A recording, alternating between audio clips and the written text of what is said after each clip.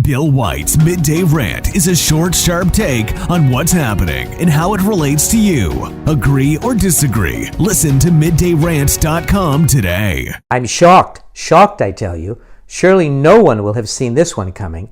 Prime Minister Boris Johnson, his wife Carrie, and Chancellor of the Exchequer Rishi Sunak have been given fixed penalty notices or fines by the Metropolitan Police for breaking COVID-19 restrictions that BoJo's own government had imposed on the filthy masses.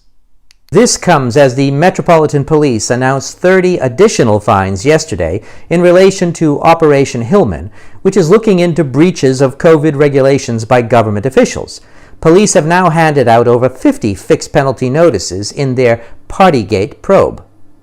But first, a little history. After a press conference video was leaked on 8 December 2021, Boris Johnson announced a Cabinet Office inquiry would be undertaken by Cabinet Secretary Simon Case to investigate whether COVID-19 restrictions were broken at that or any other staff events.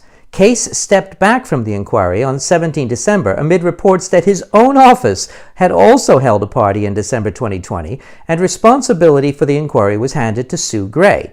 During this period, Boris Johnson repeatedly denied that any rules were broken. In January 2022, the Metropolitan Police opened its own investigation into potential breaches of COVID-19 regulations in government buildings, leading to uncertainty over the timing and possible content of Gray's report. An update on Gray's investigation was published at the end of January, which found some behavior related to the gatherings difficult to justify. And the report said that the gatherings represented a failure of leadership and to uphold standards expected of the government and public. Her report also stated that, quote, excessive consumption of alcohol is not appropriate in a professional workplace at any time, end quote.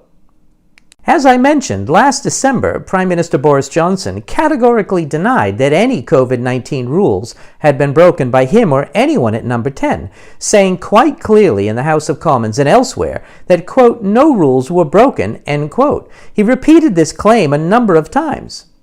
But the details of party after party, work gathering after boozy work gathering, not to mention the Prime Minister's own birthday party, were being dripped into public view by a disgruntled Number 10 Special Advisor, Dominic Cummings, who felt, as many millions of people feel, that the Prime Minister broke the rules and lied about it because he believes that these rules simply don't apply to him.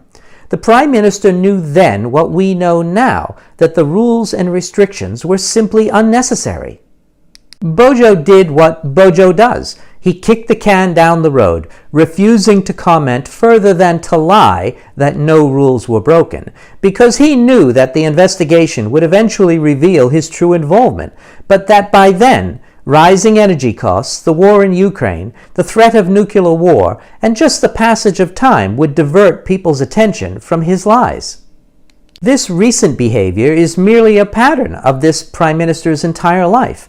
He's a serial liar, and when caught, he denies the obvious, points a finger elsewhere, and keeps dancing, confident that a disheveled haircut, a jolly demeanor, and a quick wit will carry the day. And it seems to work. Not least of which because a majority of the ministers of Parliament are more concerned for their job than they are the integrity of their office. In the end, the investigation was a waste of taxpayers' money, a stalling tactic used by BoJo, who refuses to go despite obvious breaches of the ministerial code. He refuses to resign even though anyone else with any degree of integrity would have resigned already. But this Prime Minister is not concerned that his behavior continues to erode the public's trust in government. Boris Johnson doesn't care about that. The rules are for you and me. They don't apply to him.